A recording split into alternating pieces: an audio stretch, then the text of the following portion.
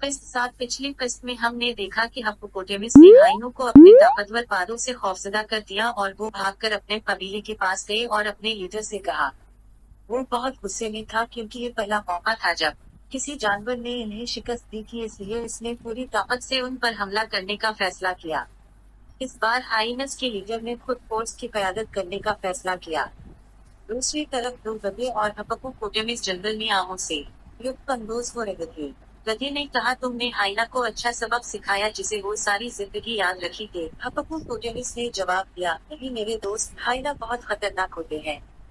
वो अपने बदले के लिए वापस आएंगे, इसलिए हमें तैयार रहना होगा। दोनों गधे डर गए और पूछा कि अब हम क्या करेंगे। हिप्पोपोटेमस ने कहा कि मेरे पास एक आइडिया है। वो दोनों गधों को जंगल में एक जगह ले गया जहां बाएं और दाएं तरफ दो छोटे पहाड़ हैं। हिप्पोपोटेमस ने बताया कि वो हाइनों के सामने खड़ा होगा और तुम दोनों पहाड़ के बाएं और दाएं जानिब खड़े होंगे और दोनों तरफ से हाइनों पर पत्थर मारोगे।